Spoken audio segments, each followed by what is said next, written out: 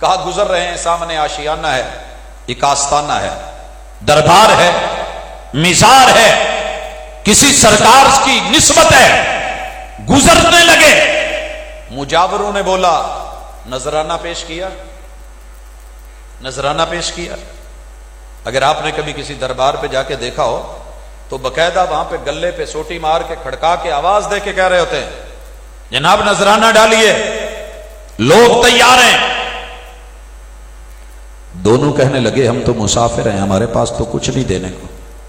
کہا سنیے، ہمارے اس آشیانے کا، آستانے کا اصول، قاعدہ اور ضابطہ ہے، جو نذرانہ دے کے نہیں جائے گا وہ آگے بھی نہیں جائے گا، پیچھے بھی نہیں جائے گا، گردن کاٹی جائے گی، مار دیا جائے گا۔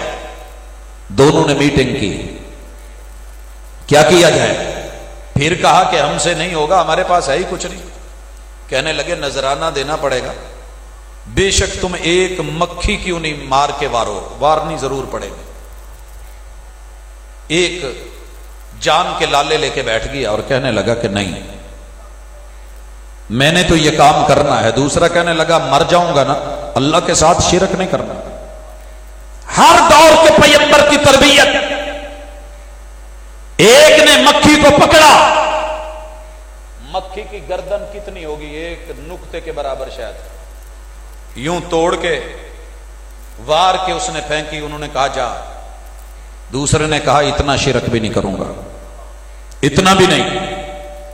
تم کیا سمجھتے ہو کہ پورا بچہ، موٹا تازہ بکرا اور چھترا، گائے بھینس، کٹا بچہ، اونٹ اور دیگر جانور وار وار کے، لا لا کے، گھما گھما کے، کاٹ کاٹ کے، ذبح کر کے کھلا کے تو نے نیکی سمجھی؟ انہوں نے روکا صرف ایک مکھی کا سر، اس نے کاٹ کے لگایا، جان چھوڑ دی گئی، مگر اس نے ایک مکھی کے برابر بھی شرک نہیں کیا، یاروں نے مار دیا۔ محمد رسول اللہ صلی اللہ علیہ وسلم فرماتے ہیں وہ ایک بندہ صرف ایک مکھی کے برابر شرک کرنے پہ جہنم میں چلا گیا، اور ایک مکھی جتنا بھی شرک گوارا نہ کر کے دوسرا جنتوں میں چلا گیا۔ فیصلہ ضمیر کی عدالت میں رکھ، کلمہ پڑھ کے تیری میری زندگی میں جب جب جہاں جہاں مشکلیں آئیں، ہم نے کیا کیا نہیں کیا؟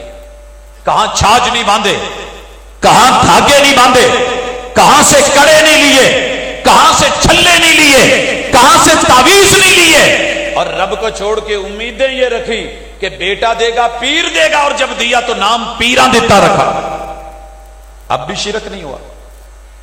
وہ جناب بتوں کی آتے ہیں، یاد رکھیے جتنے بھی بت تھے وہ کسی بڑی ہستی کی تصویر اور ڈھانچے اور سٹیچو بنا کے اس کی یاد میں تھے۔ اینٹ کو یا پتھر کو کوئی نہیں پوجتا تھا۔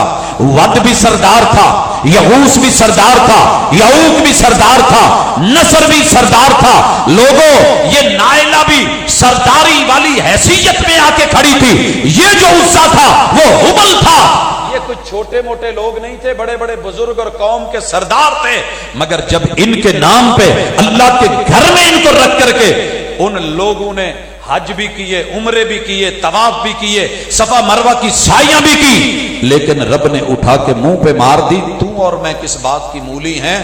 مسلک پہ نہ جا۔ یہ وہابی سنی شیعہ کی تفریق نہیں، یہ صحابہ کی زندگی ہے، جمیع صحابہ